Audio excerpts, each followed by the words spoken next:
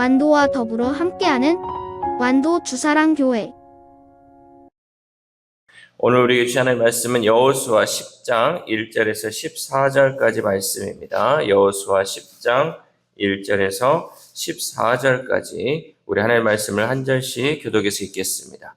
그때 여호수아가 아이를 빼앗아 진멸하되 여리고와 그 왕에게 행한 것 같이 아이와 그 왕에게 행한 것과 또 기브온 주민이 이스라엘과 화친하여 그 중에 있다 함을 예루살렘 왕 아도니색이 듣고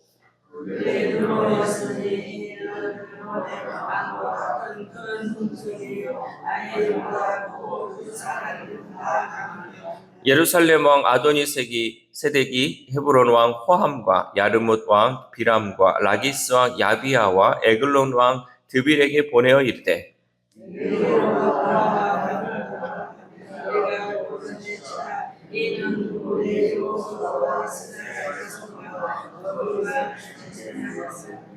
아모리 족속의 5 왕들 곧 예루살렘 왕과 헤브론 왕과 야르뭇 왕과 라기스 왕과 에글론 왕이 함께 모여 자기들의 모든 군대를 거느리고 올라와 기브온에 대진하고 싸우니라.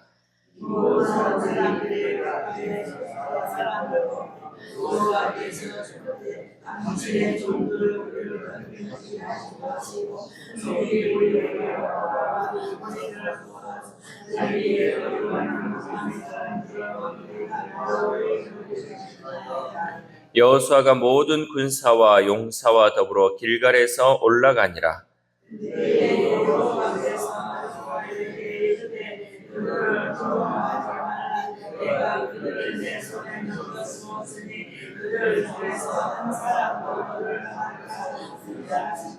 여호수아가 길갈에서 밤새도록 올라가 갑자기 그들에게 이르니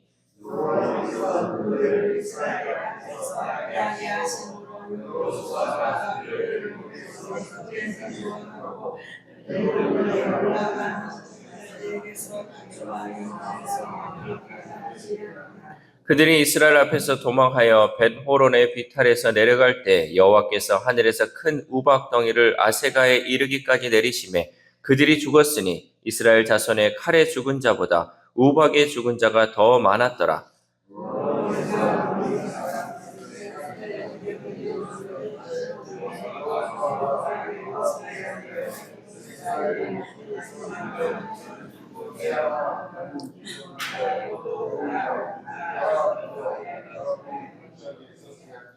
태양이 머물고 달이 멈추기를 백성이 그 대적에게 원수를 갚기까지 하였느니라. 야살의 책에 태양이 중천에 머물러서 거의 종일토록 속히 내려가지 아니하였다고 기록되지 아니하였느냐.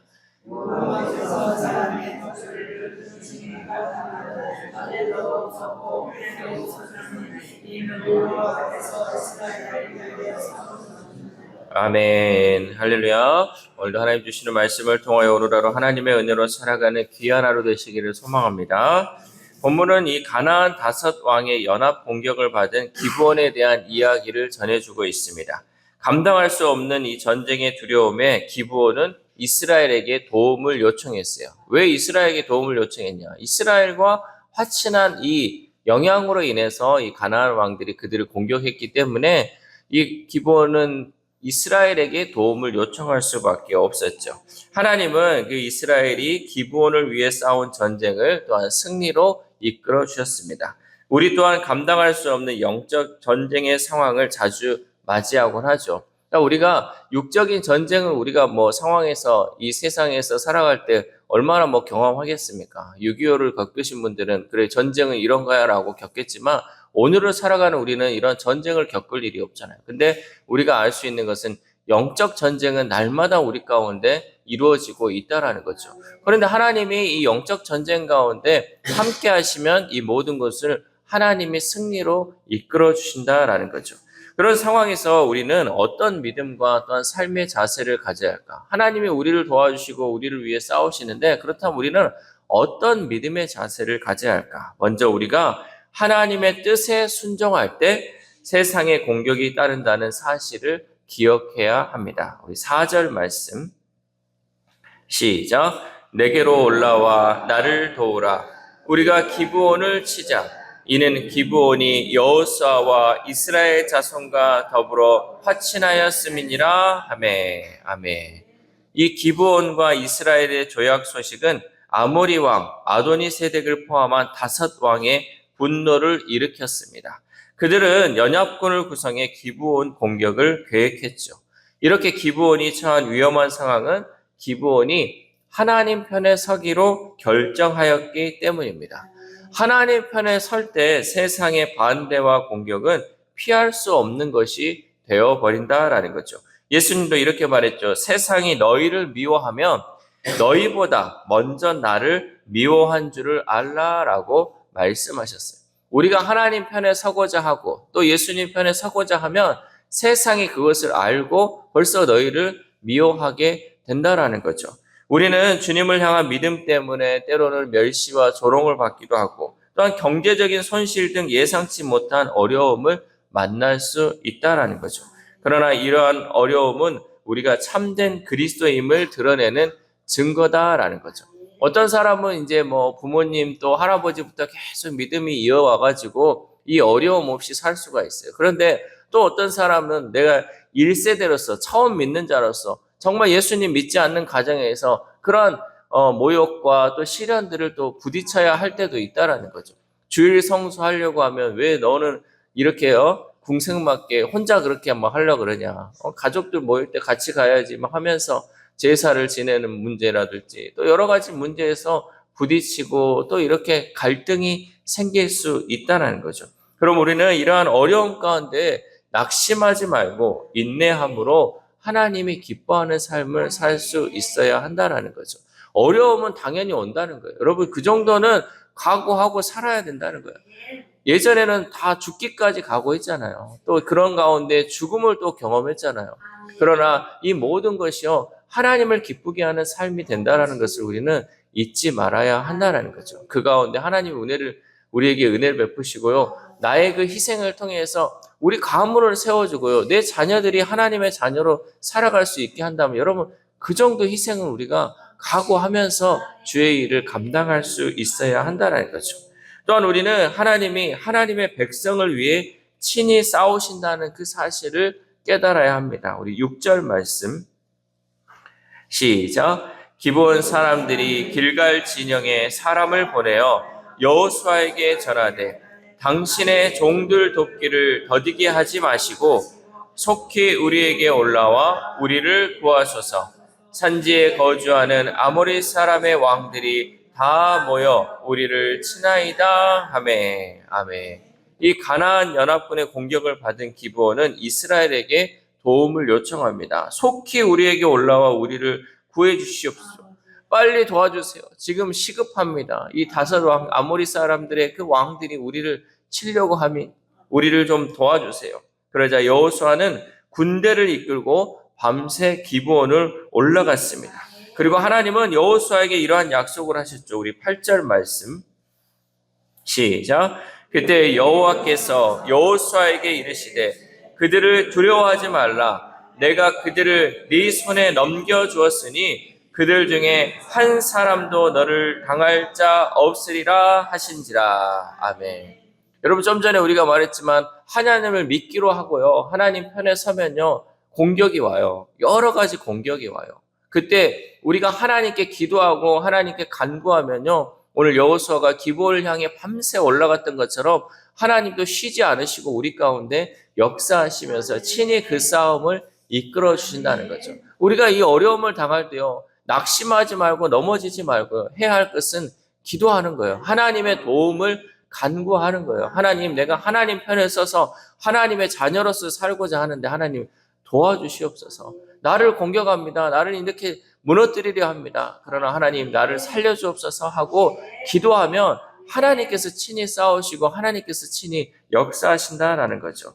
하나님의 백성이 전쟁에서 중요한 것은 전략이나 군사의 사기보다 하나님의 약속을 붙들고 가야 한다는 거죠. 하나님이 약속하시면요. 하나님이 친히 싸우시고 하나님이 일하신다는 거죠. 그래서 여호수아와 이스라엘은 이 하나님의 약속을 붙들고 전쟁터로 나갔어요. 그때 하나님은 큰 우박을 내려 아모리 군대를 무찌르셨습니다. 우리 11절 말씀 시작. 그들이 이스라엘 앞에서 도망하여 벳호론의 비탈에서 내려갈 때에 여호와께서 하늘에서 큰 우박덩이를 아세가에 이르기까지 내리심에 그들이 죽었으니 이스라엘 자손의 칼에 죽은 자보다 우박에 죽은 자가 더 많았더라. 아멘. 전쟁을 하는데요, 칼에 죽은 자보다 우박에 죽은 자가 더 많았던 것은 승리가 하나님의 손에 있음을 우리에게 보여주고 있다는 거죠. 여러분, 칼로 사람을 죽인다는 거 정말 무서운 일이잖아요. 그런데 하나님께서는 우박으로도 사람을 죽인다는 거죠. 하나님의 백성을 감히 괴롭히고 하나님의 백편에 선 사람들을 괴롭히면 하나님께서 친히 싸우시고 그 모든 것을 이루어 가신다라는 거죠. 여러분, 우박 맞아 보셨어요? 우박 맞아 보셨어요? 우박 여기서는 별로 경험하기 어렵지만요, 우박 진짜 아파요. 진짜 막 이만한 돌덩어리가 툭툭툭 떨어지는 것 같은 그 우박인데 얼마나 큰 돌덩이를 떨어뜨렸으면 사람이 다 죽었다는 거예요.